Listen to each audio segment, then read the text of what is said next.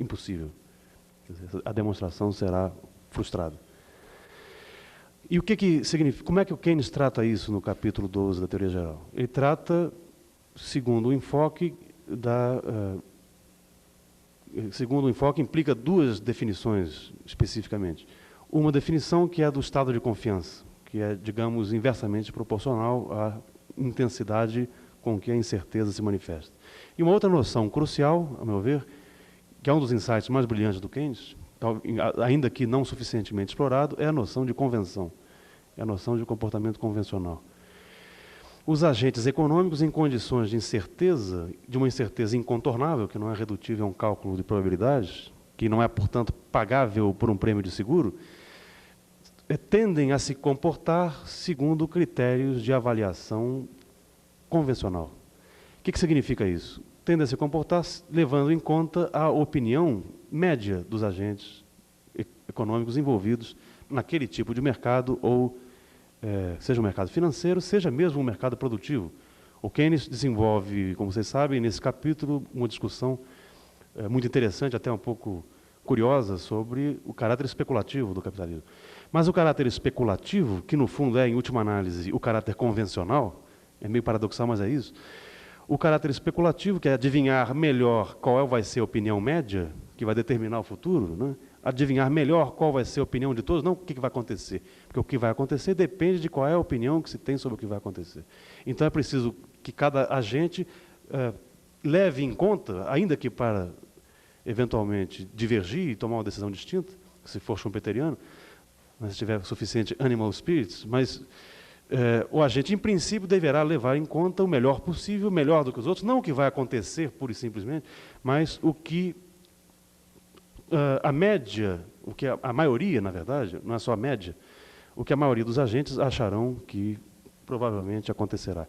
Então, a convenção é uma defesa, digamos assim, uma forma que os empresários encontram de contornar os efeitos inelimináveis da incerteza. Portanto, a convenção é a racionalidade, ou pelo menos é a manifestação mais geral e mais simples, é o caminho de menor resistência para a racionalidade empresarial em condições de incerteza.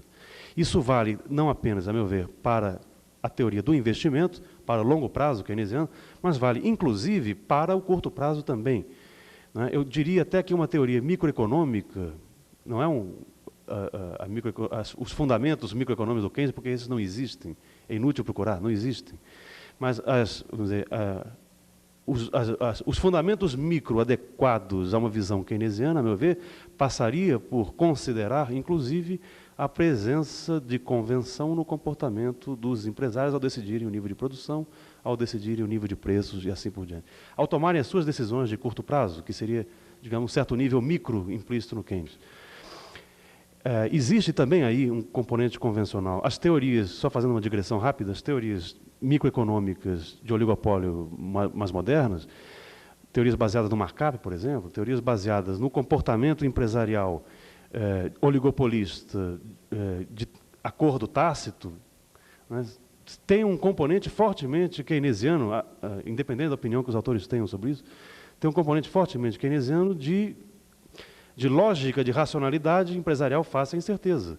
O oligopólio é uma situação típica de incerteza, não só pelas razões keynesianas gerais, mas por razões especificamente associadas à concorrência intercapitalista, de não se ter clara a reação que cada um dos rivais terá a um comportamento qualquer hipotético de um agente específico.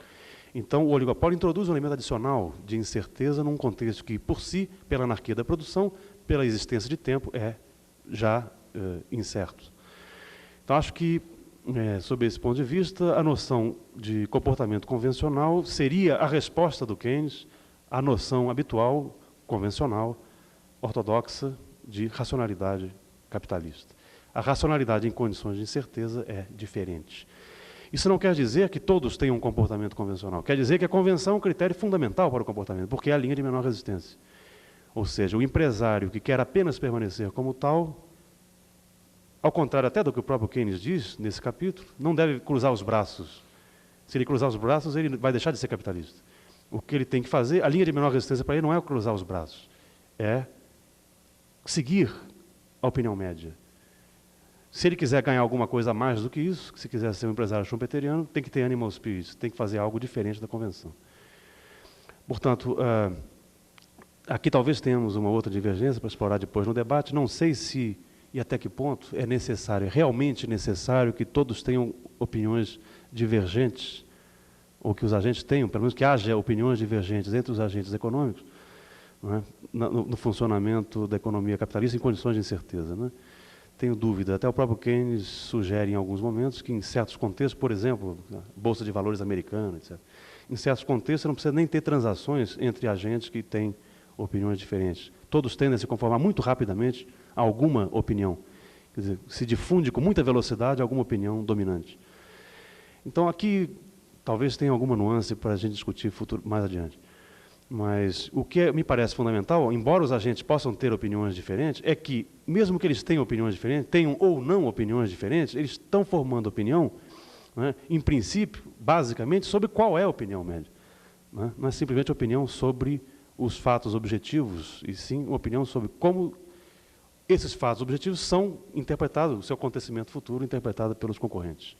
Sejam eles no mercado financeiro, sejam eles no mercado real. Acho que aí é uma extrapolação cabível ao capítulo 12 do Keynes. Ele trata só do cassino, mas o cassino é atividade capitalista em geral. A natureza especulativa dessa atividade está justamente em tentar adivinhar não o que vai acontecer, mas sim qual vai ser a opinião média sobre o que vai acontecer. Isso é geral. Nos mercados produtivos é assim. Ninguém sai sozinho na frente. Todo mundo paralisa, como agora, né, o investimento esperando que haja algum sinal. Quando alguém começar a investir, os outros seguem. Em geral é assim que funciona. Bom, isso posto, existe uma noção, uma conclusão, como eu já tinha antecipado, a respeito do longo prazo no Keynes, que me parece interessante mencionar. Não está expressa no Keynes, mas é possível extrair dele, que é a noção de instabilidade. Então, por que o sistema é instável? Por que o sistema capitalista é instável? É porque ele tem instituições que o instabilizam? Será que é porque ele apresenta um comportamento concreto caótico devido à incerteza? Não. Se for verdade essa interpretação, essa ênfase que eu estou pondo no comportamento convencional, a partir do Keynes, é bastante razoável que o sistema, independentemente da maior ou menor adequação das suas instituições à estabilização estrutural, ele apresente por si um certo grau considerável de inércia, na medida em que a forma mais simples de convenção é projetar o comportamento passado. Isso vale, inclusive, para o investimento. Quer dizer, aqui também talvez discorde ligeiramente do Fernando. Eu acho que vale também para o longo prazo alguma coisa parecida com o acelerador. Não no sentido de que o investimento simplesmente se conforma ao comportamento passado, não, mas é que, em condições de estabilidade geral do sistema, inclusive de estabilidade expectacional, ou seja, onde você não muda substancialmente o estado de confiança, é bastante possível que os empresários, ao decidirem investir, levem em consideração o grau de utilização da sua capacidade, fundamentalmente. Portanto, em que medida é necessário adequar futuramente a capacidade produtiva ao nível de atividade. E projetem as variações observadas mais recentemente no nível de atividade para o futuro. Portanto, a ideia básica do acelerador, que é essa, o ajustamento da capacidade ao nível de atividade futuro previsto, eu diria, não se for exclusiva, ela empobrece enormemente a visão keynesiana. Até concordaria que é incompatível. Mas se pensarmos como o caso mais simples de decisão expectacional correspondente a um ambiente de expectativas inteiramente estabilizado, nessas circunstâncias é até possível. E mais do que isso, pode ser até interessante descobrir que propriedades dinâmicas o sistema apresenta em tais circunstâncias. Eu não excluiria isso como uma investigação importante. Depois a gente volta a esse ponto, mas talvez até uma teoria do ciclo baseada, uma coisa que se poderia chamar, como ele chamou, moto perpétuo, não seja de todo incompatível com Keynes, desde que seja pensado como um resultado específico, possível, num contexto de expectativas estabilizado. Como um resultado teórico, uma investigação teórica sobre como seria a propriedade dinâmica do capitalismo em condições de estabilidade estrutural, o que inclui uma estabilidade das condições expectacionais. É claro, o que é instabilidade no Keynes, portanto, se eu tiver razão nessa interpretação, não é a trajetória concreta que o sistema apresenta, não é o ciclo, a existência ou não de ciclo, ou a existência ou não de crises no sistema. O Keynes não tem uma teoria dinâmica no sentido de que não tem uma prescrição de trajetórias possíveis e ou prováveis para o sistema. O Keynes não tem interação entre períodos.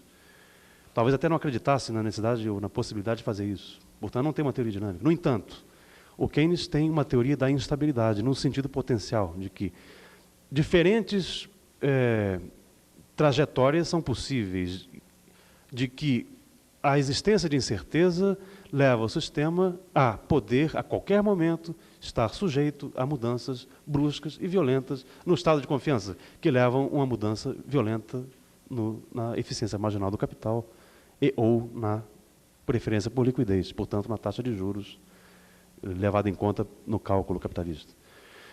Então, é essa potencialidade da crise, a meu ver, que reflete a visão do, vamos dizer, que não é dinâmica, mas é potencialmente dinâmica do Keynes a respeito da instabilidade sistêmica do capitalismo. Numa palavra, diria que a noção de instabilidade do Keynes expressa o caráter crítico do capitalismo. Se quiserem, a sua criticidade, o fato de que o capitalismo está permanentemente sujeito a crises, a flutuações mais ou menos violentas. Não tem uma causalidade para isso, não é o objetivo do Keynes, mas tem essa noção mais geral até, a meu ver, do que qualquer noção de dinâmica. Uma eventual teoria dinâmica a partir do Keynes deveria tentar explicar como essa instabilidade, que é apenas potencial, eventualmente se concretiza na forma de ciclos ou não ciclos, de tendência, enfim, de trajetórias teoricamente possíveis no sistema. Bom, isto posto, vistas essas duas maneiras pelas quais aparece o tempo no Keynes, faria a título de conclusão alguns comentários rápidos. Em primeiro lugar, eu destacaria o fato de que o Keynes é um autor muito mais dinâmico do que parece, né? Como primeira conclusão geral, que eu já havia antecipado no início. A noção de tempo que ele propõe não implica encadeamento entre períodos, não implica uma teoria dinâmica, mas implica a rejeição, a refutação de teorias que não utilizem o tempo de uma forma adequada. Vale dizer que não introduzam o tempo futuro no cálculo. Quer dizer, o Keynes é dinâmico num sentido específico de que, apesar de não ter nenhuma teoria da interação entre períodos, em particular não ter uma teoria do tempo passado, tem um aspecto crucial de qualquer teoria dinâmica, que é a presença do tempo futuro. Sem tempo futuro, sem expectativas, não é, a meu ver, eu postularia isso, possível formular qualquer teoria dinâmica. Se as teorias aqui mencionadas de ciclo, e na medida em que o forem, não incorporarem expectativas ou não forem compatíveis com formulação de expectativas, são, a meu ver, irrelevantes. Uma teoria dinâmica que não leva em conta expectativas é irrelevante. Essa seria uma posição keynesiana de crítica. Não significa que todas as teorias de ciclo são incompatíveis com Keynes. Temos que ver, como eu sugeri aqui, em que medida não existe algum tipo de expectativa implícito, alguma hipótese expectacional implícita na teoria. Ela pode ser, portanto, eventualmente um recorte de um conjunto mais geral de possibilidades de dinâmica inscritas na noção geral de instabilidade do Keynes. Uma segunda conclusão seria no sentido de que a noção de tempo do Keynes unifica os prazos. Então, curto prazo e longo prazo são unificados por uma noção de tempo subordinada a um conceito mais geral, que é o conceito de valorização do capital. Se me permite aqui uma extrapolação do Marx para o Keynes. O Keynes nunca usou esse conceito, mas eu acho perfeitamente, pelo menos nesse ponto, cabível. Tanto o curto como o longo prazo expressam distintos âmbitos temporais e de conteúdo, de decisão, que tem por objetivo geral a valorização do capital. O capital é valorizável, quer dizer, o capitalista visa obter uma máxima taxa de retorno, tanto ao tomar suas decisões de produção, e vale dizer, de ocupar a capacidade dos estoques existentes, quanto ao tomar decisões de em que formas manter a sua riqueza, manter o seu capital. Os dois níveis se unificam pelo critério mais geral de valorização do capital. E se unificam pela noção de tempo, quer dizer, pela noção de que as decisões capitalistas voltadas à valorização do capital são decisões necessariamente subordinadas a um condicionamento irrevogável, incontornável de incerteza. Isto é, de algo que não é redutível a um custo finito, um custo calculável finito. É como se o prêmio de seguro para eliminar a incerteza fosse infinito, algo assim. A incerteza é ineliminável nesse sentido. Mas ela não é incontornável estritamente porque os empresários encontram algum mecanismo de bypassar, de certa forma, a incerteza. Que mecanismo? O mecanismo convencional. Então, esse aspecto da convenção exprime, a meu ver, a racionalidade normal em condições de incerteza. A racionalidade não é a racionalidade estritamente individual neoclássica, de cada um maximizando a sua função objetiva, utilidade, lucro, lá o que seja. Mas, ao tentar maximizar o seu fluxo de retornos esperados, tentar calcular melhor que os outros qual vai ser a opinião média. Ao fazer isso, é claro que as decisões podem ser distintas. Não apenas porque há hesitações, não apenas porque as percepções subjetivas são distintas, né? Mas porque essa definição de racionalidade admite, aceita a divergência de percepção. Apenas acrescentaria mais um aspecto aqui, parece joga uma ponte possível para uma conciliação com as visões de longo prazo. Talvez a gente possa discutir isso mais adiante, que é o seguinte: nada impede que numa visão centrada em expectativas incertas se incluam elementos que dizem respeito às mudanças de longo prazo no capitalismo.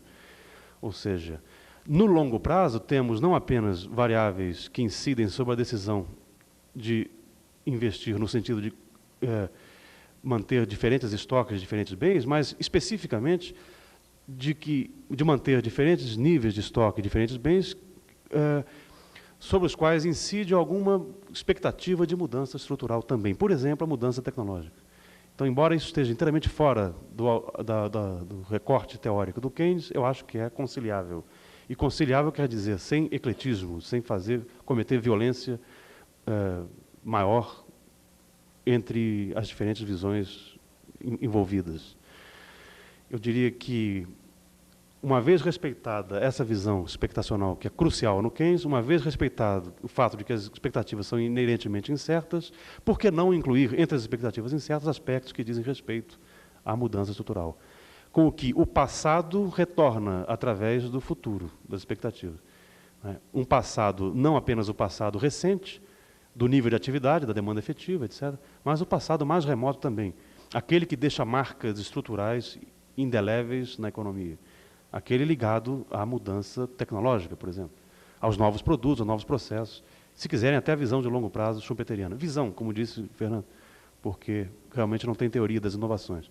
Mas quem sabe uma visão de inovações, através da moldura analítica do Keynes de expectativas, é conciliável, digamos, a forma conciliável, não eclética, pela qual a mudança estrutural, a mudança de longo prazo, o âmbito do longo prazo pode ser, no sentido concreto, não apenas no sentido de expectativa, pode ser introduzido de forma compatível com Keynes.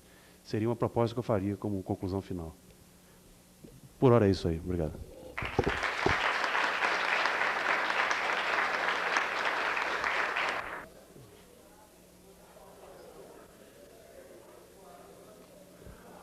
Vamos recomeçar? Pessoal que está aí fora, ou entra... Hein? Não, inclusive atrapalha, né? A falação lá fora atrapalha.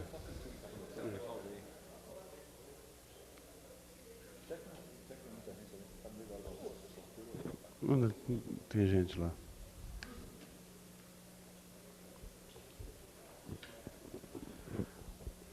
Bom, vamos reiniciar a sessão, talvez seguindo o precedente aberto ontem pelo professor Paul Singer, que é mais democrático do que eu, abrindo primeiro a palavra ao público e depois, eventualmente, a gente retorna à mesa. Então, quem gostaria de se manifestar do público, colocar questões, etc., tem um microfone aqui disponível.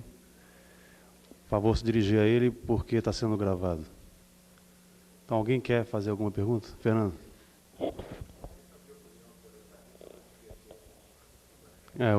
Tá bom. Fernando Costa, como bom mineiro, tentou conciliar e devolveu à mesa a bola. Aceita essa sugestão, é isso?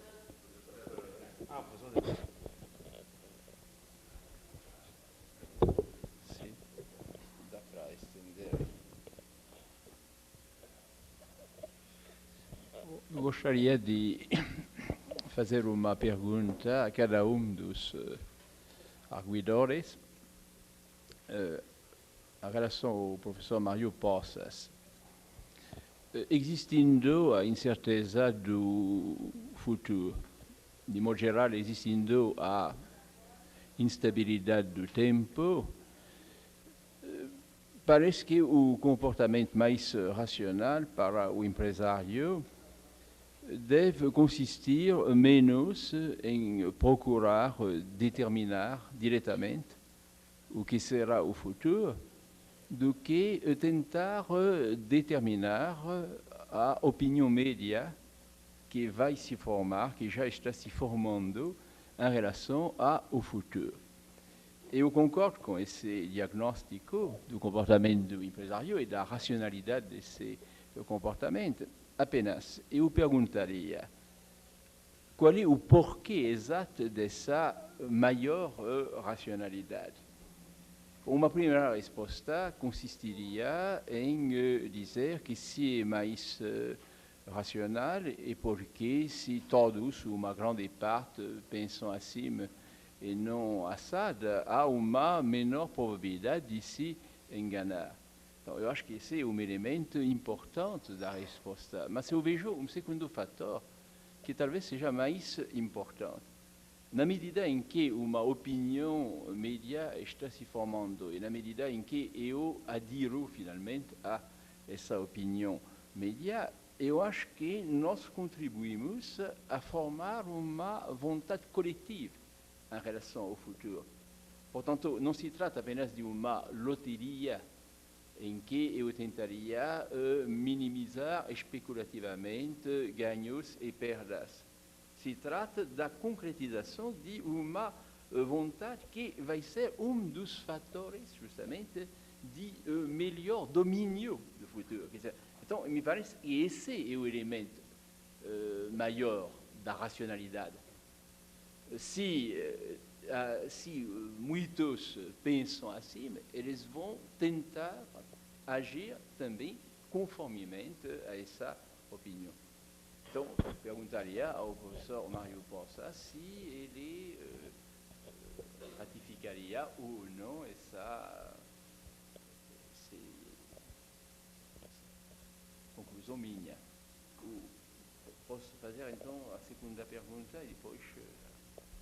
Bom, em relação ao professor Fernando Cardim, eu acho que, evocando duas grandes direções das teorias dos ciclos e das flutuações de modo geral, a teoria dita do movimento perpétuo e a teoria do impulso seguido de propagação.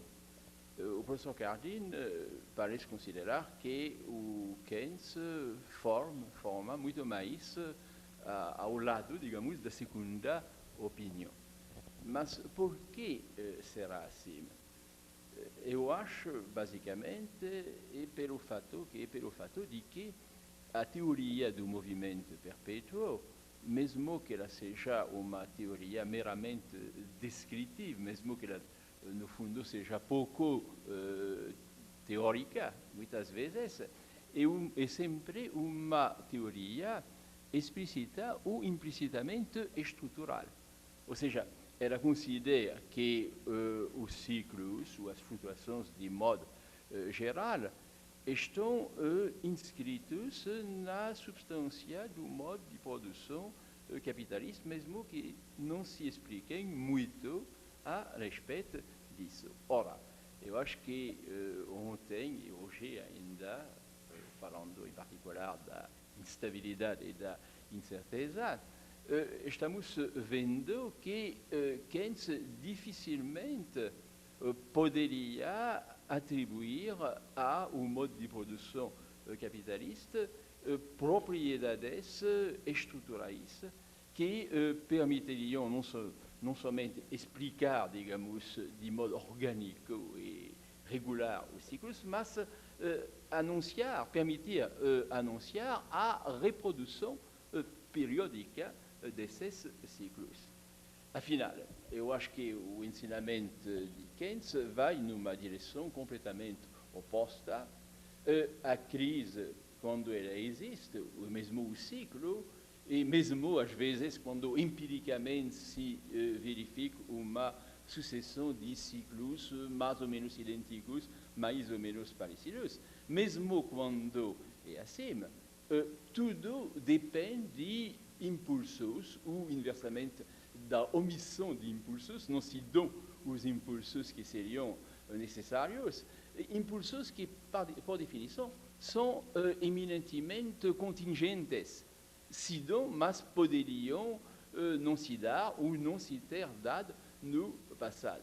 Então, eu acredito que, em qualquer hipótese, mesmo quando há uma regularidade aparente na reprodução de certos ciclos.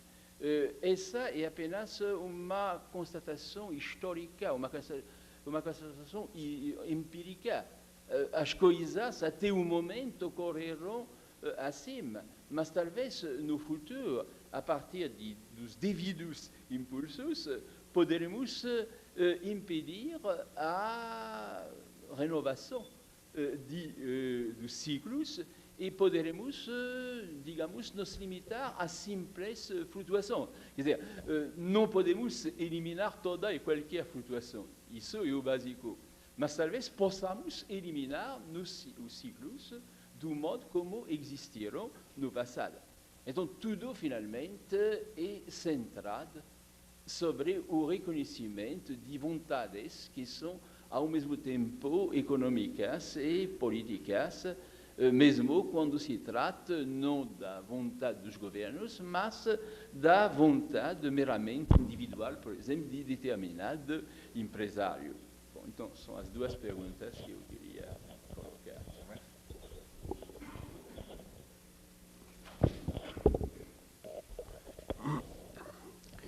A pergunta do professor Lebrun é muito interessante. Eu não pude desenvolver, não havia tempo, e ao não poder desenvolver, às vezes não se dá conta de certas passagens que são logicamente cruciais. O Keynes coloca essa noção de convenção como um substituto, de certo modo, um sucedâneo da racionalidade empresarial em condições de incerteza, no capítulo 12 da Teoria Geral, ao discutir o critério, o modo de funcionamento de mercados financeiros, mercados de ações, etc. Ou seja, mercados que renovam as cotações dos seus ativos permanentemente, continuamente. Então, a opinião média, nesse caso, no exemplo do Keynes, que ele discute nesse capítulo, é claramente a determinante da cotação dos ativos. Portanto, determina o preço que eventualmente vai se verificar dos ativos. Portanto, conhecer a opinião média, nesse caso, é prever exatamente qual será a cotação dos ativos. A racionalidade é exatamente essa, que o acontecimento futuro depende diretamente da opinião predominante, que é aquela que vai se refletir na cotação do mercado. Sim, é claro que na medida em que há uma opinião predominante, caso haja, pode não haver, isso é um outro problema, mas quando há uma opinião predominante, ela se realiza. Quer dizer, é tipicamente, como diria em inglês, self-fulfilling, uma previsão que se realiza pelo simples fato de ter sido previsto. Agora, isso não ocorre, talvez, de forma tão simples e tão direta em mercados que não apresentam cotações, quer dizer, não são mercados financeiros, não apresentam cotações contínuas, frequentes dos seus ativos. No caso, eu propus uma extrapolação dessa noção do Keynes para mercados produtivos, mercados de bens reais, digamos. E acho que essa comparação, essa analogia, essa extrapolação se sustenta. Quer dizer, a lógica convencional é, em última instância, da mesma natureza, explicada também pela existência de incerteza. Apenas que a verificação pela opinião média de determinado efeito futuro sofre mediações mais complexas. Então, evidentemente, num caso, o mercado de um bem específico, você não tem uma cotação do bem, tem um preço que será determinado por, pode ser, inclusive, por acordo tácito ou explícito ou oligopolístico, pode ser, se for um preço flexível, pelas circunstâncias de oferta e demanda, realmente. Mas digamos que qualquer que seja a forma pela qual o preço vai se verificar no mercado, o preço e as quantidades que eventualmente vão gerar uma receita e, portanto, um lucro para os empresários, preços e quantidades são determinados em função de decisões, direta ou indiretamente, em função de decisões empresariais. O Keynes identificou um mecanismo nitidamente determinante disso, o mecanismo ex post, que é o fato de que o investimento é uma variável bastante autônoma, sujeita a flutuações, até porque existe incerteza. O consumo tende a acompanhar, grosso modo, o nível de renda, de maneira que a renda depende, grosso modo, agregadamente, no limite, os vários setores da economia, a receita, a renda gerada nos vários setores da economia depende do comportamento dos agentes econômicos nas suas expectativas, né? Quer dizer, do consumo é basicamente passivo, portanto, depende das expectativas relativas ao investimento. Se nós fôssemos detalhar isso um pouco mais e sair fora do Keynes, né, teríamos que examinar quais as mediações que ocorrem a nível dos mercados produtivos na determinação, quer dizer, na vinculação, na conexão entre as decisões e os resultados efetivos da produção. Essa conexão é multissetorial, é extremamente complexa. Ela não pode ser explicada com o uso exclusivo de agregados. Então, o instrumental keynesiano convencional não dá conta disso. Mas a ideia em si, apesar das mediações, permanece. De que é importante para o empresário não saber exatamente, ou melhor, que para saber exatamente, formular racionalmente, não exatamente, formular racionalmente uma expectativa a respeito do comportamento futuro do seu próprio mercado, ele deverá considerar a opinião que os demais agentes estão tendo sobre este mesmo fenômeno.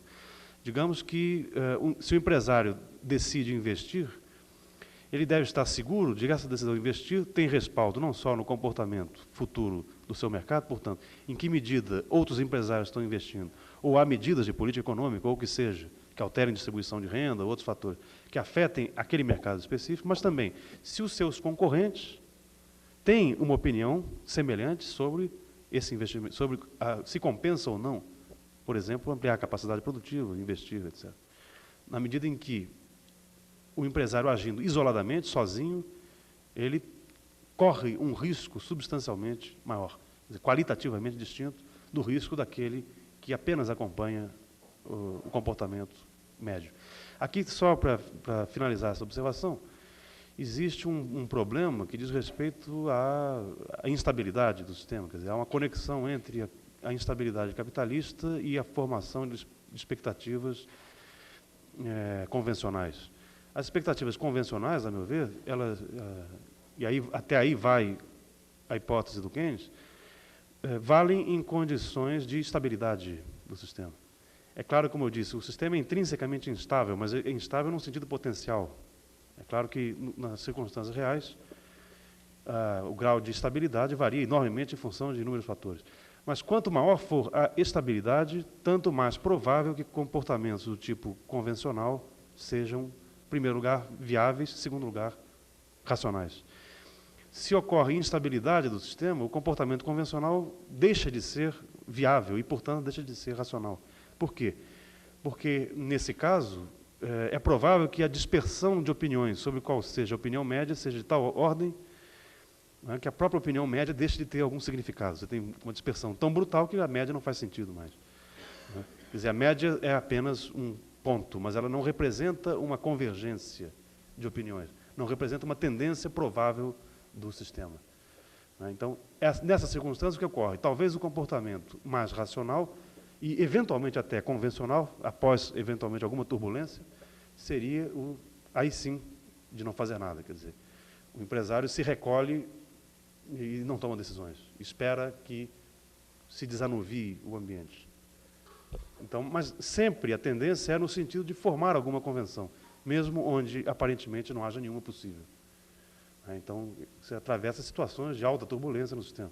Mas mesmo só pensar em situações inflacionárias, por exemplo, não é? Nós aqui no Brasil temos uma experiência muito grande nisso.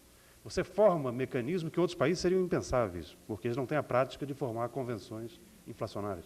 Você indexar a economia inteira, você cria certas práticas de preservação de valor patrimonial, né? Certas práticas de rever com uma certa frequência os contratos efetuados, assim por diante, de encurtar os períodos de contratação. Então, uma série de práticas se tornam convencionais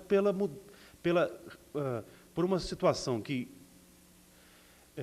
acabou se estabilizando na sua instabilidade, digamos. Né? Talvez na transição de uma situação para outra você tenha uma desestabilização total. Mas uma vez se criando aquela situação de instabilidade como a normal, ela gerará eventualmente a sua própria convenção, ou as suas convenções. A ideia fundamental, que eu acho que eu tentei extrair do Keynes, nesse particular, é de que a racionalidade em incerteza passa predominantemente por um comportamento convencional, ainda que muitas vezes não seja definido de maneira unívoca. Agora, só... Hein? O pessoal desligou... Não, tá. Talvez alguém pudesse aí pedir para ligar o ar-condicionado. O professor Debran levantou um outro ponto, eu só estou me estendendo demais, vou fazer uma breve referência. Quer dizer, o problema essa é a racionalidade empresarial. O problema do capitalismo, como Keynes notou, é que é essa racionalidade empresarial que comanda o funcionamento do sistema. Então, a intervenção do Estado, frequentemente, é invocada, no Keynes, é claro isso, em função da irracionalidade macroeconômica, irracionalidade global dessa racionalidade, digamos, empresarial, microeconômica. Né? Agora, até que ponto é possível levar a uma decisão coletiva, politicamente definida, a um resultado definido, a um resultado concreto, determinado, no capitalismo, passa, a meu ver, em grande medida, pela capacidade do Estado de, através da sua intervenção direta, empresas estatais, por exemplo, ou através da sua política econômica, de induzir o comportamento dos empresários a terem expectativas de tal natureza a que elas convirjam na direção desejada. Então, o problema todo do capitalismo como um sistema privado é que o investimento é privado, como notou Keynes, né? E, portanto, é preciso que e sendo um investimento baseado em expectativas, é indispensável que a convergência em direção a um rumo qualquer passe inexoravelmente pelo cálculo privado, pelas expectativas. Esse é o problema. Como fazer isso? Bom, a pergunta sobre a questão do moto perpétuo, etc., tem muito a ver, inclusive, com essa questão que o Mário estava discutindo. Eu tenho a impressão que nós dois concordaríamos, apesar de algumas pequenas divergências que a gente pode discutir daqui a pouco, que, de qualquer forma, talvez a grande inovação teórica, em termos de teoria econômica, que o Keynes estaria apresentando, seria justamente essa absorção do que o Shackles depois chamou de tempo expectacional, que levaria, então, em conta, nesse caso, a decisão dos agentes, o que faria com que o analista, o observador, mesmo quando houvessem, mesmo quando fosse possível identificar, digamos assim, impulsos estruturais, sempre permanece a questão, dentro da economia de Keynes, de se entender a propagação desses movimentos através da ação dos agentes. Ou seja, o problema dos modelos de moto perpétuo, em grande medida, é também o problema de modelos neoclássicos de otimização, etc., é exatamente a relação direta entre as condições objetivas e um determinado resultado. Né? E com o Keynes, exatamente o que se quebra é isto, é essa causalidade inevitável. E a nível de teoria dos ciclos, teorias que identifiquem movimentos que independam efetivamente dessas incertezas, dessas decisões, etc., que seriam então as de moto perpétuo, não tem muito lugar no Keynes. O que eu estava levantando durante a palestra, na verdade, eram duas coisas. Primeiro, que, num certo sentido, talvez se superestime, inclusive, a regularidade. Talvez a regularidade não seja tão regular, na verdade, como normalmente se supõe quando o que se tem na cabeça já é uma teoria da regularidade. Quer dizer, então, já mais ou menos se adaptam as coisas, e o que passa-se a procurar são causas eventuais, digamos assim, de alongamento de uma fase ou redução de outra. Ou seja, se faz um movimento inverso ao que talvez fizesse Keynes. De qualquer forma, me parece que o problema da regularidade é sempre constitui-se sempre uma dificuldade, digamos assim, não insolúvel, mas um problema a ser resolvido dentro da economia de Keynes. Quer dizer, porque toda a ênfase, ou a maior parte da ênfase, até porque nisso é que residia a novidade, é, então, na tentativa de se entender a lógica da escolha e como os cenários, digamos assim, são criados, como as convenções são formadas e que tipo de estratégia, então, cada agente ou cada grupo de agentes vai escolher. Agora, naturalmente, o resultado dessas estratégias vai depender de dois tipos de interação, da interação daqueles agentes com os outros agentes, que podem estar formando convenções diferentes e ter expectativas completamente divergentes, e também na interação com as condições materiais da economia, não só a nível de tecnologia, mas a nível também das instituições que existam, a nível, enfim, da própria posição internacional de cada país. Todas essas variáveis implicam restrições à implementação de planos, né? Eu tenho a impressão que, em alguns pontos, o Keynes sugere alguma coisa desse tipo, e alguns dos seguidores enfatizariam mais na tentativa, talvez, de balancear um pouco, que o problema da regularidade, à medida em que ela imponha limites, ou à medida em que ela resulte de certos limites, ela, para ser discutida de uma forma completa, ela deveria, então, de certa forma, partir então, da teoria da decisão com Keynes, e aí, então, tentar se discutir exatamente o que o Mário estava levantando antes, que é o problema de como aquilo se implementa. É o ex post que no Keynes não chega a ter maior ênfase, mas que é, de certa forma, o que nos daria, digamos assim, os resultados das decisões, em particular na interação de decisões. Todo o problema do conceito de equilíbrio, por exemplo, em grande medida está nisso. O conceito de equilíbrio usual é aquele que assume uma pré-conciliação de planos. As pessoas só vão fazer o que é consistente, então, de tal forma que o resultado final é sempre o melhor possível. Quer dizer, quando se decide em condições de incerteza, a possibilidade dessa pré-consistência é mínima, até porque os cenários criados por cada agente sob incerteza são completamente diferentes. Eu acho que isso se liga com a questão que foi dirigida ao próprio Postas, porque, em grande medida, a visão ou as propostas de política do Keynes são de tentar fazer convergir essas decisões, reduzir a incerteza, no final das contas. A socialização de investimentos, por exemplo, que ele propõe na teoria geral, ele tem o cuidado de enfatizar que, de qualquer forma, deveriam continuar sendo privados, porque, enfim, ele não tem nada a opor à alocação, etc., mas que o governo deveria ter algum meio de se criar um ambiente estável em termos de quantidades. Naqueles textos a que me referi ontem, que contém as propostas de política econômica, ele insiste nisso o tempo todo, em que ao governo cabe fazer os planos de longo prazo que mais ou menos mapeiem as restrições e possam fazer com que as expectativas individuais convirjam para determinados pontos e, com isso, reduzir, então, a possibilidade de instabilidade. Ou seja, isso tudo, em suma, para não me estender demais, eu tenho a impressão, realmente, que, na verdade, qualquer tipo de modelo, não apenas os de ciclo, e nisso, inclusive, toca numa das divergências que o Mário levantou, é possível, certamente, pelo menos dentro de certos limites, inclusive,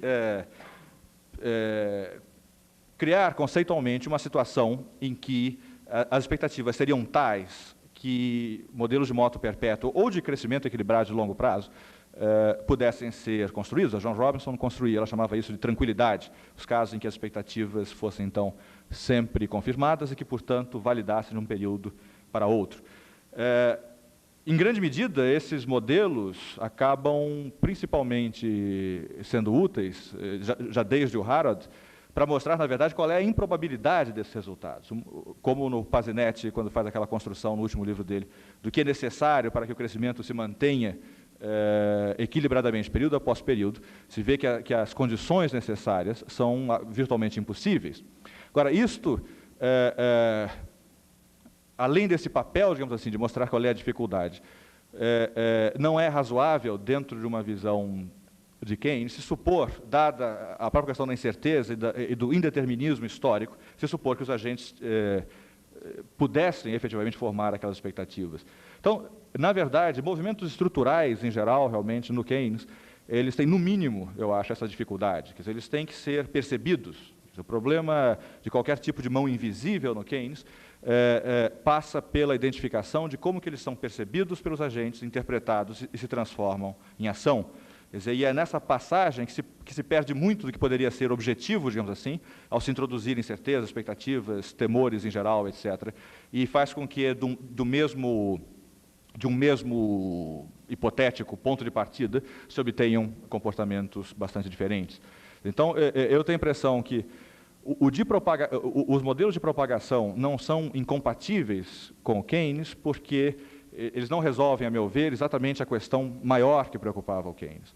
Já esses de moto perpétua, eles só poderiam ser justificáveis em condições que a própria teoria keynesiana sugeririam ser completamente remotas, que seriam essas de expectativas exatamente naquela direção. E que, inclusive, existe uma certa discussão entre pós-keynesianos sobre até mesmo o sentido desses modelos, qual é a utilidade desses modelos, já que eles não são equilíbrios no sentido de que eles não puxam a economia para aquele estado em nenhum sentido, exatamente qual é a função, digamos assim, desses modelos. Alguns autores, como o próprio Pazinetti, sugerem que é uma referência útil para se medir a distância em que esse estado ótimo. Já para outros autores, sendo que é irrelevante ou que é impossível se chegar, ou quase impossível se chegar a esses estados, como John Robinson diria, ou se está em equilíbrio ou não vai se chegar, então seria uma forma de absorver esforços que poderiam estar, digamos assim, sendo usados em outra coisa. Agora, eu acho realmente que, teoricamente, nesse sentido, eu me sinto mais simpático à segunda. Eu tenho a impressão que existem ainda várias áreas, em particular, efetivamente, eu concordo com o Mário, se não exatamente pela forma pela qual ele vê a solução para isso, mas na necessidade de se reconstruir uma visão não de longo prazo, porque o termo já está viciado, mas, enfim, de processo histórico completo no Keynes. E como essas existem várias outras dificuldades, eu não vejo muito que insight, na verdade, se deriva da tentativa de determinação das condições em que essas expectativas seriam adequadas. Que, em geral, na verdade, é simplesmente tentar definir as condições em que as expectativas não fariam diferença, na verdade. No fundo, é isso, quer dizer, criar um comportamento tal que, na verdade, ele acaba sempre pré-determinado objetivamente. E aí, realmente, eu acho que qualquer tipo de modelo de moto perpétuo, seja cíclico, seja de steady state, de crescimento equilibrado, eles se afastam realmente do que seria a novidade teórica. Quer dizer, enquanto reconstrução de teoria econômica, enquanto recolocação de problemas, eu acho que coloca no trilho que afasta do que seria a novidade da teoria, digamos assim.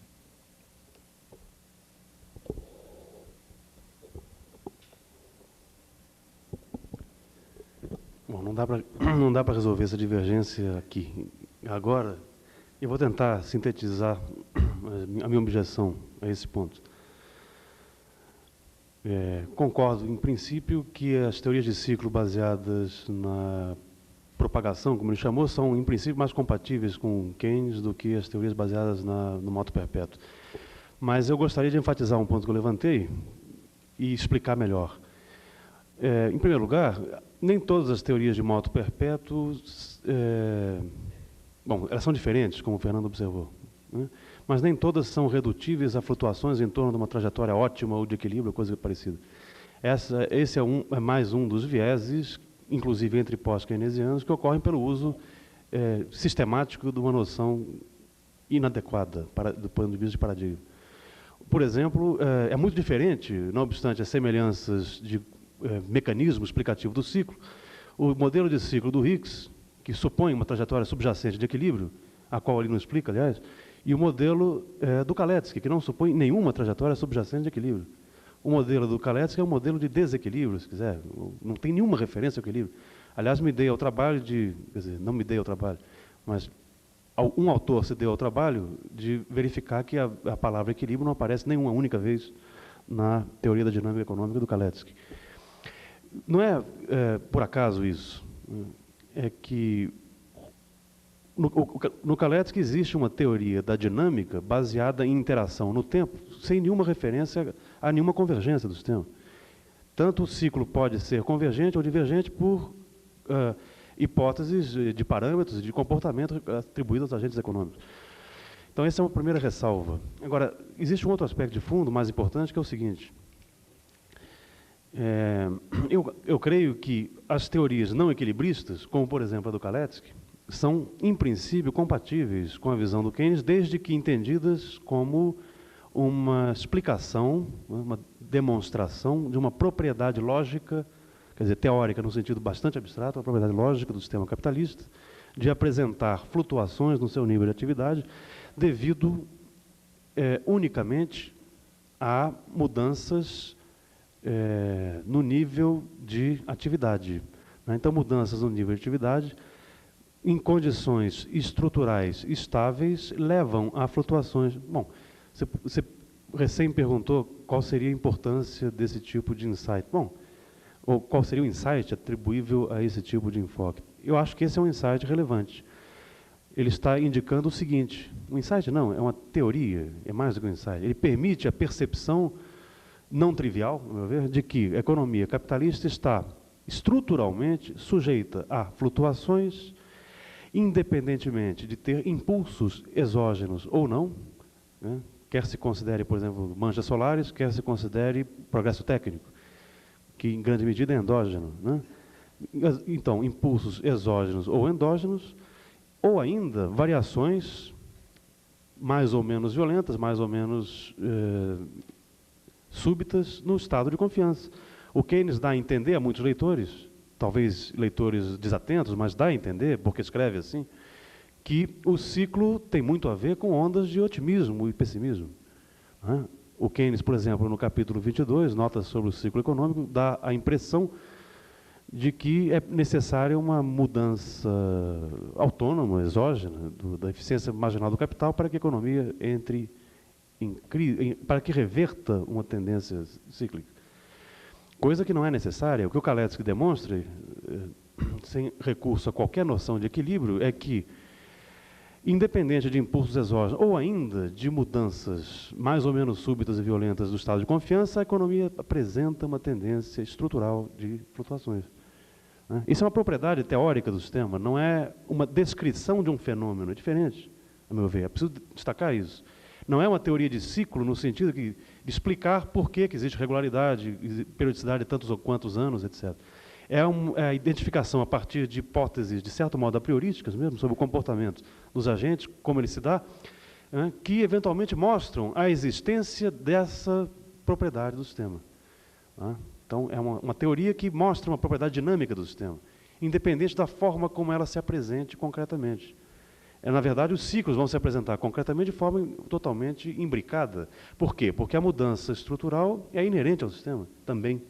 Então, nenhum ciclo kaleckiano é puro, no sentido de que você tem sempre os fatores autônomos de desenvolvimento, os choques que vão ocorrer durante a existência do ciclo. Aliás, tampouco é necessário remontar a Adão e Eva, naquela brincadeira do Schumpeter, crítica aos modelos de moto perpétuo, porque qualquer choque, inclusive schumpeteriano, como a gente sabe, qualquer choque, inclusive schumpeteriano, quer dizer, de inovação, é capaz de gerar flutuações kaleckianas no sistema econômico. Então, eu diria que, se interpretarmos o Kalecki no sentido de a hipótese mais simples possível dos agentes econômicos em termos de expectativas, que é a de mera projeção do passado recente, o Keynes, aliás, diz isso, a hipótese mais simples de expectativas é a de levar em conta o que aconteceu, projetar o presente e o passado recente para o futuro. Se aceitarmos que essa é a forma mais simples e imaginável de formar expectativas, o Kalecki estaria demonstrando que, sob essa hipótese, a mais simples possível, o sistema apresenta flutuações.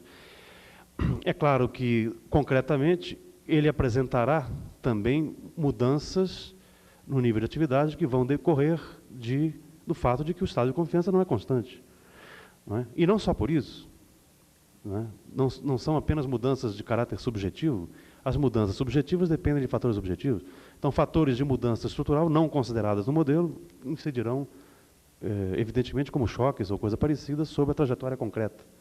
Então, eu entenderia dessa forma, e pararia por aqui, um modelo de moto perpétuo de estilo Kalekiano, ele não está tentando descrever um fenômeno real. Ele é teórico no sentido muito mais profundo e mais abstrato de que está descrevendo uma propriedade, né, do sistema sob certas hipóteses de comportamento, sob certas hipóteses restritivas, as quais não se verificam concretamente, mas elas exprimem um estado mais simples imaginável. E só um adendozinho, contrariamente ao que você disse, não se trata de que as expectativas são sempre corretas, que elas se realizam. Não. O ciclo se dá justamente porque as expectativas não se realizam. É o contrário. Só que o modo pelo qual elas não se realizam é um modo contínuo. Quer dizer, não está sujeita a mudanças súbitas do estado de confiança. Não é necessário que haja mudanças no estado de confiança para que as expectativas mudem. Agora, por que elas não mudam na sua formulação? Elas mudam no seu valor quantitativo. Quer dizer, no que você ocupou mais a capacidade no período anterior, porque pôde produzir mais porque a demanda cresceu, você vai ampliar, no próximo período de investimento, a sua capacidade produtiva. Você ocupou mais, amplia a sua capacidade. Isso implica mudanças expectativas no sentido quantitativo. Sim, portanto, que as expectativas não se cumpriram, tanto é que variou imprevistamente o nível de ocupação da capacidade. No entanto, mantém, de resto, como todos os outros parâmetros estruturais, mantém-se esse parâmetro estrutural particular, que é o estado de confiança. Essa que é a ideia que eu queria propor.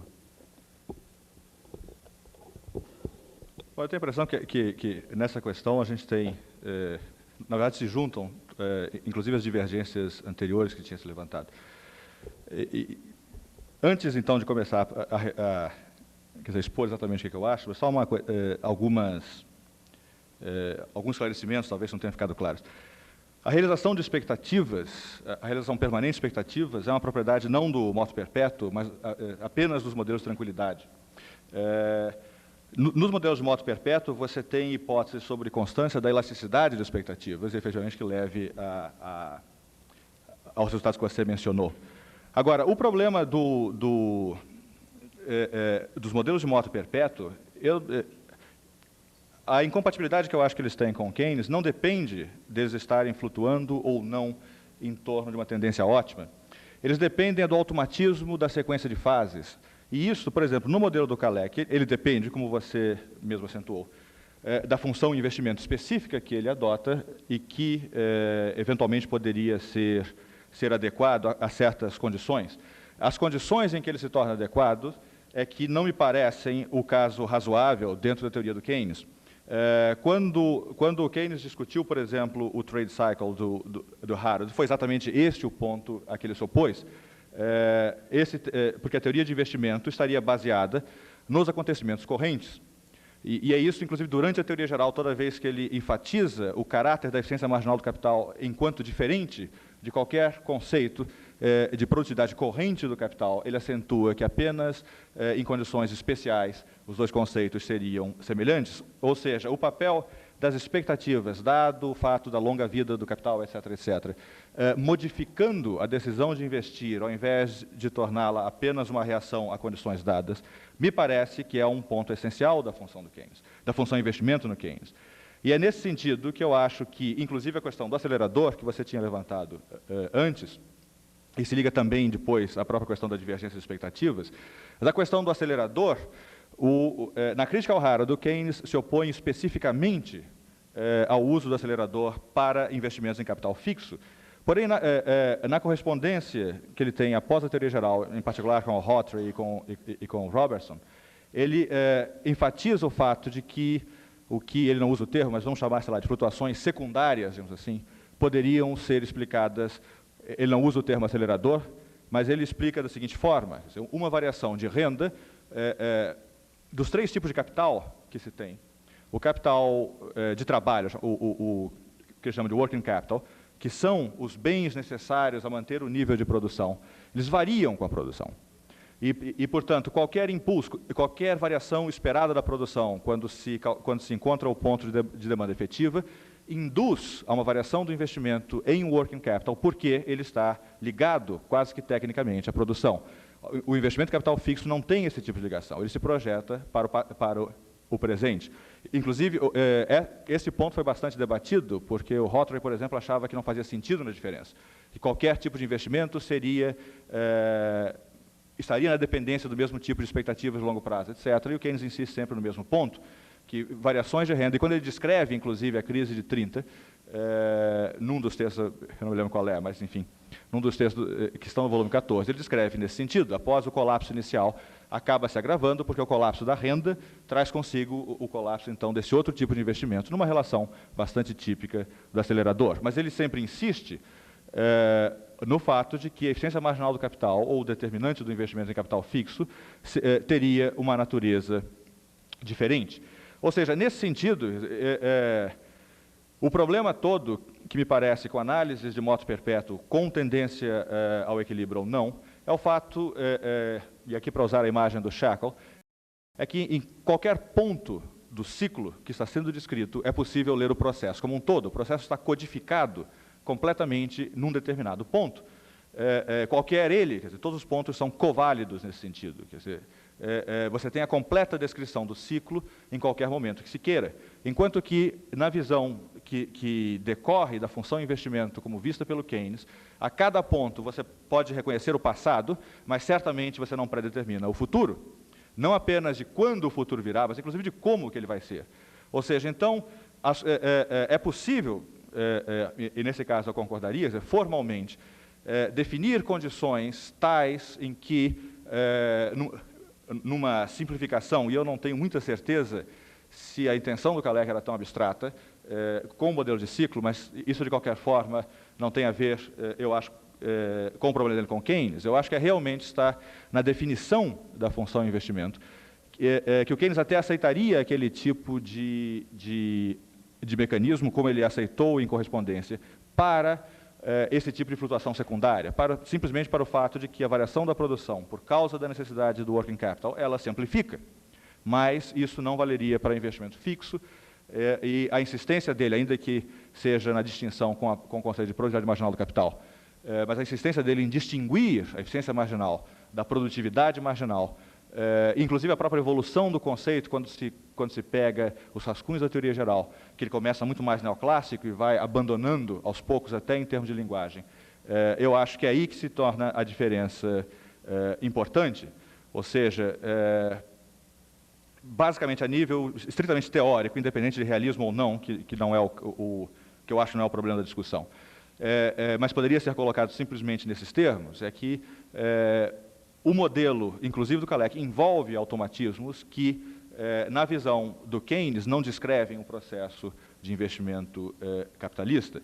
E, com isso, portanto, o acelerador é possível dentro de processos que são exatamente aqueles processos de correção imediata, seriam os processos de produção, etc. Inclusive, eu concordo com a sua interpretação do problema do curto e do longo prazo na decisão. Agora, exatamente o investimento sairia desse tipo de moldura e levaria a uma construção cujas implicações são bastante diferentes. Eu acho que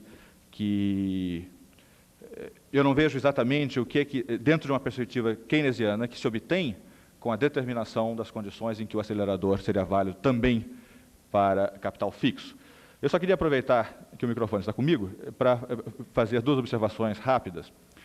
Uma é com relação ao conceito de racionalidade, que realmente me parece também que é uma das questões mais complicadas, digamos assim, para se resolver com Keynes, até porque a maior parte da leitura da síntese neoclássica é a teoria da irracionalidade, é a teoria da ilusão monetária, é a teoria de que o desemprego se deve a sindicatos querendo dinheiro, ao invés de perceber que o que dá utilidade são bens, etc. Ou seja, toda a linha Modigliani, Patinkin, reconstrói Keynes pela linha da ilusão monetária, e que é, portanto, irracional, e colocaria o Keynes numa linha teórica bastante escorregosa, digamos assim, que seria a tentativa de teorizar o comportamento de pessoas cujas regras não são teorizáveis a priori, já que o irracional pode fazer qualquer coisa.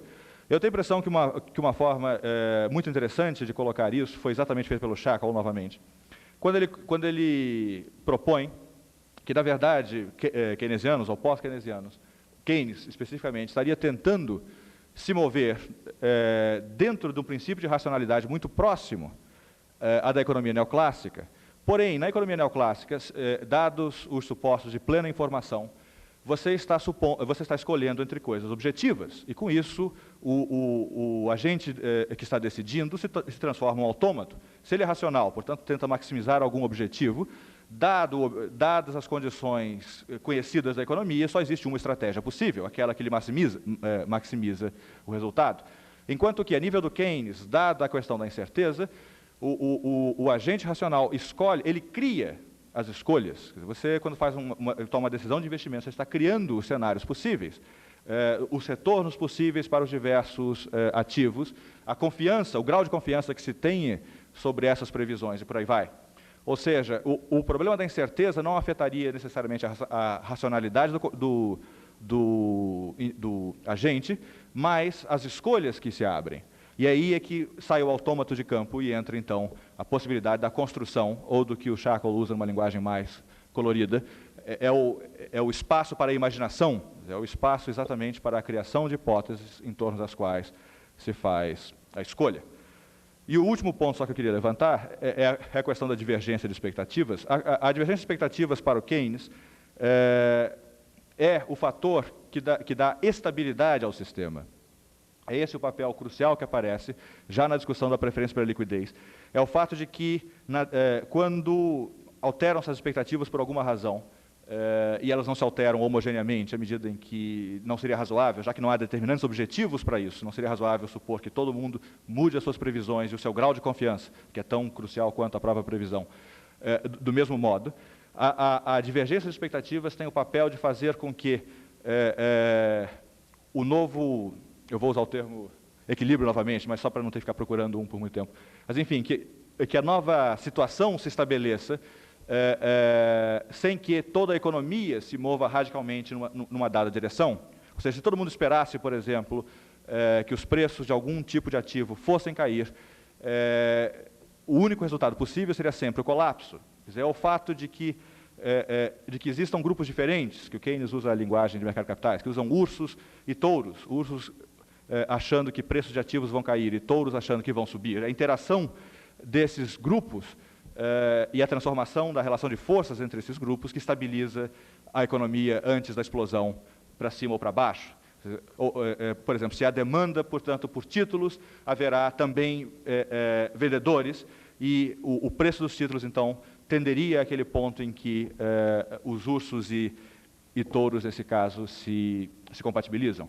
Ou seja, a questão da divergência de expectativas, ela surge de dois modos. Ela surge primeiro como uma premissa, digamos assim, razoável, quando se assume incerteza. À medida que os processos não estão pré-determinados, é muito provável que as expectativas sejam diferentes, o que implica que também será provável que agentes vão ser desapontados. E segundo, porque o Keynes identifica nisso um fator de estabilidade, uma forma de impedir que a economia simplesmente exploda para algum lado. Isso era só um rodapé. Eu teria uma questão, na verdade, sobre o curto e longo prazo, mas seria uma discussão mais longa, e no essencial eu concordo, que seria uma mais de nuance. Eu tenho a impressão que talvez fosse melhor, dada a hora, que a gente ficasse mais... Eu vou fazer um comentário muito rápido, dada a hora. Pelo menos será o meu último, não sei se será o último. É só para fixar a divergência. É importante, dado que existe divergência, que se fixe exatamente qual é a divergência. Eu não tenho uma divergência de essência com o que você está colocando. Acho que temos um acordo essencial. A divergência, eu diria, sem querer conciliar, que é uma divergência de ênfase. A tua leitura é mais próxima do Shackle, possivelmente. Então, você atribui maior importância ao fato, digamos, naquela imagem caleidoscópica do Shackle, ao fato de que as expectativas de longo prazo frequentemente estão, na verdade, sujeitas a modificações muito importantes. E a tua recusa ao uso do acelerador decorre disso, dessa percepção. Enquanto que a minha leitura não é do tipo Shackle, inclusive divirjo, né, nesse particular, inteiramente da leitura do Shackle. Eu acho que o que dá instabilidade para o capitalismo é, como mencionei antes, uma característica potencial. É o fato de que pode ocorrer uma mudança súbita, tá? Mas não é o fato de que isso ocorra no cotidiano. Na verdade, a minha leitura implicou que a própria incerteza, se quiser, paradoxalmente, cria no sistema mecanismos de defesa dos agentes, mecanismos de alteração de racionalidade, que impedem que o seu comportamento seja caótico. O que dá estabilidade para o sistema é, paradoxalmente, a própria incerteza, né? De maneira que o comportamento caleidoscópico é excluído, não em tese, nem em geral, né? Mas é excluído como um acontecimento normal, sistemático do sistema. Então, eu diria o seguinte, só para completar esse ponto. Eu acho que o Keynes é quem dá efetivamente a resposta que serve como sucedâneo para as noções neoclássicas de equilíbrio, para a pergunta que vem desde o Adam Smith de o que torna o sistema capitalista, apesar de anárquico, não caótico. Por que esse sistema não é caótico? Resposta do Adam Smith, porque tem a mão invisível. Resposta dos neoclássicos walrasianos, mais sofisticada, mesmo a mão invisível, só que mais sofisticada, porque o sistema tende a um equilíbrio geral. Ou se não tende, suponhamos que ele esteja lá. Existe uma tal situação de equilíbrio, é uma questão apenas de tentar encontrar meios de atingi-la. Né? Mas existe, tem existência, pode-se demonstrar a existência e até a otimidade dessa situação. O que o Keynes mostra, a meu ver de maneira brilhante, no insight dele sobre as consequências da incerteza, é que justamente a presença de um futuro não calculável torna o sistema relativamente estável, relativamente inerte. Ele é instável potencialmente, mas a inércia do sistema existe, e existe fundamentalmente porque cada um, em vez de fazer o que dá na cabeça, digamos, tenta imaginar qual é a opinião média. Isso aumenta enormemente a convergência do sistema. Não é que a opinião média convirja necessariamente, não. Cada um pode ter uma opinião diferente sobre qual vai ser a opinião média, mas na medida em que os mecanismos mais simples de convenção são projeções, nessa medida, isso o próprio Keynes diz, é keynesiana essa ideia, na medida que a projeção projeção de acontecimentos, em condições de estabilidade geral, o caminho mais fácil para a convenção, se é o caminho mais fácil para a convenção, tende a ser a opinião média, a opinião que cada um vai formar. Então você tem uma opinião média predominante, uma dispersão relativamente pequena. O nosso problema, portanto, é apenas quanto, a nossa divergência, quanto a maior ou menor dispersão que se dá em torno dessa tendência convencional. A maior ou menor possibilidade de usar esse conceito de convenção concretamente, teoricamente. Eu diria, então, finalmente, completando, que modelos de ciclo têm alguma validade e alguma compatibilidade com a visão keynesiana na medida em que eles sejam compatíveis com a formação de expectativas convencionais. O ciclo é, por assim dizer, o ciclo do Kalecki, eu diria, extrapolando, que ele exprime a inércia capitalista. O capitalismo, na ausência de choques externos e na plena vigência da sua racionalidade, na ausência de mudanças estruturais e em condições de estabilidade do cálculo, de expectativas estáveis, ele não dá equilíbrio, ele dá ciclo. Eu diria que esse é um resultado importante. É um resultado importante. Então, apenas esse é o ponto que eu faria. Ele é importante porque ele descreve um mecanismo real? Não, ele não tem essa pretensão. Ele está apenas apresentando uma propriedade geral do sistema. No concreto, você, para analisar a dinâmica, vai ter que introduzir todos os mecanismos estruturais, concretos ou expectacionais. Aliás, os mecanismos concretos, materiais, vão ter que ser introduzidos através de expectativas. Esse primado, digamos, da visão de tempo keynesiana. Só numa frase, só para aproveitar a convergência, a gente não... certamente a linha que eu sigo é basicamente a criada pelo Shackle. Só o único reparo que eu faria é que também no Shackle a situação caleidica é um potencial, ele não propõe o caos. Na verdade, o que ele está dizendo é exatamente o problema é você entender a ordem. E ele concordaria certamente, aliás, é o que ele enfatiza em vários livros, na importância, em particular, do comportamento convencional. A única coisa que ele levanta é o seguinte, a definição do comportamento convencional é exatamente a de você tender a projetar o passado até que haja um sinal de que devesse fazer outra coisa, e esse sinal pode ser, inclusive, qualquer coisa. Quer dizer, então, o que o Shackle joga é com a possibilidade da mudança imprevista em timing e direção. Mas eu acho que no resto, eu, você e ele concordaríamos mais ou menos, né? Sim, o que é a melhor forma de acabar um seminário.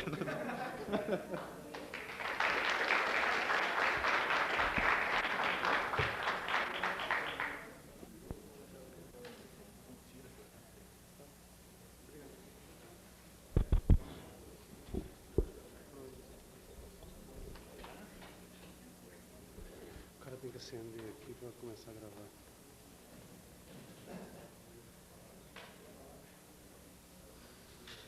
Pronto. Vamos reiniciar os nossos trabalhos. A sessão da tarde é sobre dinheiro e racionalidade. Temos para expor, fazer uma exposição sobre o tema, os professores Luiz Antônio de Oliveira Lima, da FGV de São Paulo, e Gilson Schwartz, da Unicamp.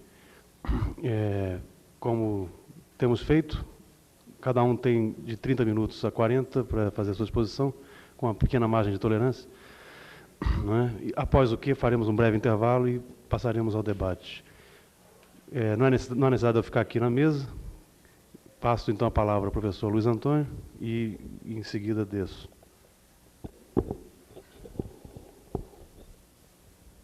Bom, o conceito de racionalidade, na sua formulação clássica, tem a ver com a ação humana, isto é, com a adequação, basicamente com a adequação de meio a fim. Quer dizer, espera-se que os indivíduos ajam da maneira mais adequada possível para atingir seus fins. Ora, uma adequação desse tipo envolve um conhecimento não só da natureza do indivíduo, quer dizer, da finalidade da ação humana, mas envolve também o conhecimento de todas as circunstâncias relativas à ação. Só assim é possível essa adequação entre meio e fim. Conhecimento exaustivo de todas as circunstâncias. Do ponto de vista econômico, que nos interessa nesse momento, a racionalidade se manifesta como uma avaliação, através de uma avaliação quantitativa da consecução do fim mediante a troca de bens com valor.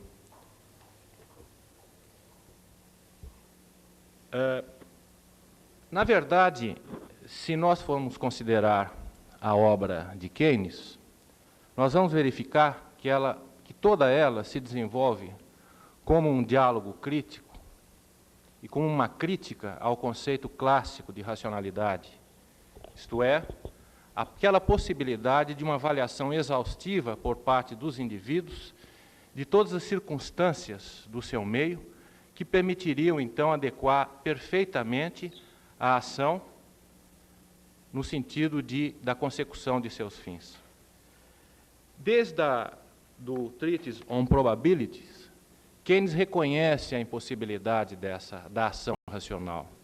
E ele acha, ou ele afirma, que quando a pessoa, na verdade, age racionalmente, ela crê que está agindo racionalmente. Daí a sua afirmação de que graus diversos de crença racional, a afirmação de que existe graus diversos de crença racional em uma proposição, que podemos desenvolver a partir de diferentes quantidades de informação. Para ele, seria impossível definir uma ação como sendo absolutamente racional, ou uma proposição, uma afirmação como sendo absolutamente racional. Uma proposição pode ser, nós podemos ter uma crença de que essa proposição é racional ou não, com base em uma certa quantidade de informações. No Treatise on Money, pelo menos na sua parte nuclear, nós vemos que ela é toda constituída sobre o conceito, ou sobre a distância que existe entre o que Keynes chama de grandezas antecipadas e grandezas realizadas, sendo que toda a dinâmica que interessa no Treatise on Money, toda a dinâmica do sistema econômico, depende da existência dessa diferença entre grandezas antecipadas e grandezas realizadas. Windfall profits, que são os lucros extraordinários, tal como definido no Treatise, não é nada mais do que uma expressão dessa constatação, de que em economia as pessoas antecipam, os indivíduos, os agentes antecipam, mas o que se realiza são, de fato, grandezas que, em geral, são diferentes das antecipadas. Aliás, a norma é essa. Na teoria geral, a postura de Keynes não é diferente. Assim é que, no capítulo 5, Keynes elimina toda a possibilidade de formalização de sequências do tipo antecipação-realização. Formalização que poderia levar a uma previsão dessas sequências. E ele elimina através de, elimina a possibilidade mesmo que através de modelos do tipo probabilista essas antecipações possam se dar. Vamos dizer, a convergência da antecipação e da realização possa se dar. Pois tais sequências se superpõem de tal maneira que não é possível distingui-las claramente. Na verdade, quando eu estou realizando uma nova antecipação a respeito do que vai acontecer, não aconteceu a antecipação anterior. Então, uma superposição de antecipações. Daí a observação de Keynes, que está no capítulo 5. O estado de previsão está sujeito a constantes variações. As previsões novas se superpõem às antigas, antes que estas tenham produzido todos os seus efeitos. Do ponto de vista das relações especificamente econômicas, especialmente das relações que têm a ver com, das decisões que têm a ver com o investimento, a regra de igualdade da eficiência marginal do capital com a taxa de juros, na verdade, é apenas uma concessão inicial que Keynes faz à teoria convencional.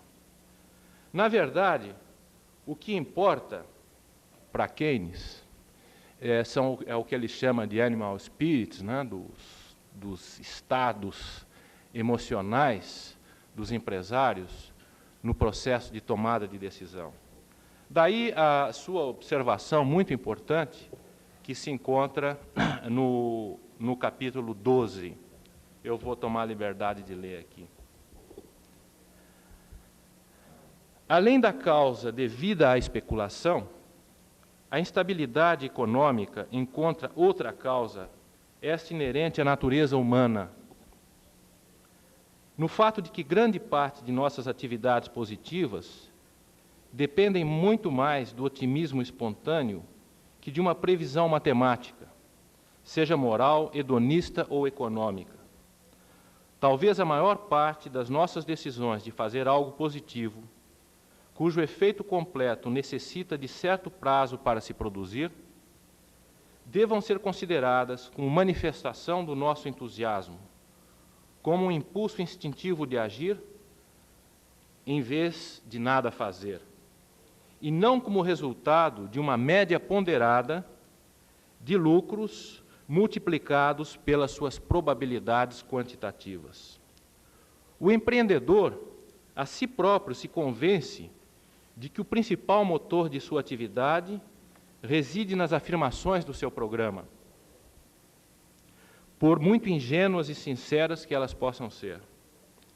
Baseia-se no cálculo exato dos lucros futuros, apenas um pouco mais do que uma expedição no Polo Sul.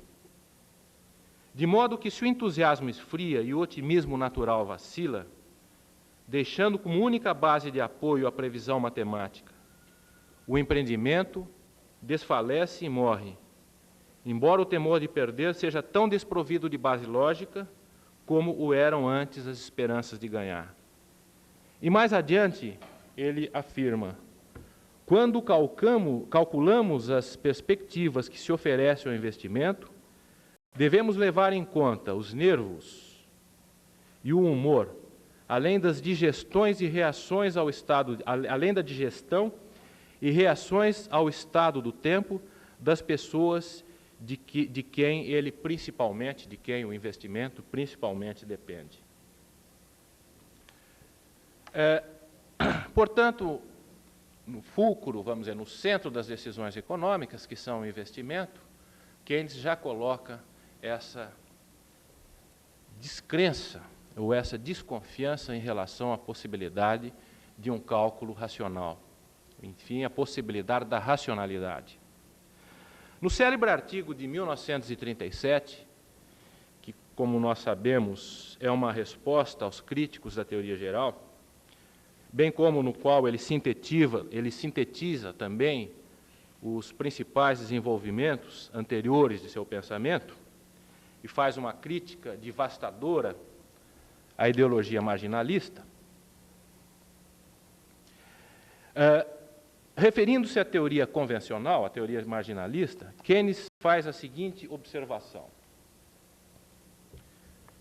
Faz a observação que tal teoria supunha que, num determinado momento, os fatos e expectativas fossem dados de forma definida e calculável, e que os riscos, embora admitidos, não podiam ser submetidos, ou, aliás, podiam ser submetidos a exatos cálculos atuariais.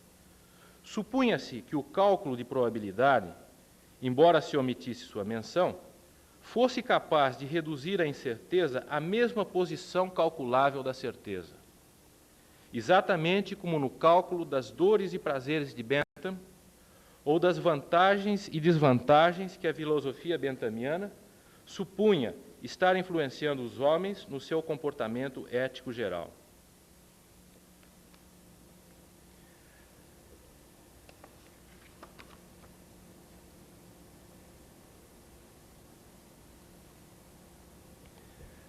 Mas, na verdade, continua Keynes, temos apenas via de regra a mais vaga das ideias de quaisquer consequências de nossos atos que não sejam os mais diretos.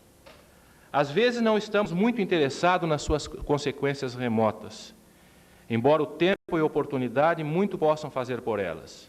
Mas algumas vezes estamos intensamente preocupados com elas, quer dizer, as consequências remotas. Às vezes muito mais do que com as imediatas. Assim, de todas as atividades humanas afetadas por esta preocupação mais remota, uma das mais importantes é a de caráter econômico e diz respeito à riqueza. O objetivo geral da acumulação de riqueza é o de provocar resultados ou resultados potenciais numa data comparativamente e, às vezes, indefinidamente distante. Assim, o fato de nosso conhecimento do futuro ser oscilante, vago e incerto, torna a riqueza uma questão especialmente inadequada aos métodos da teoria econômica clássica. Esta teoria poderia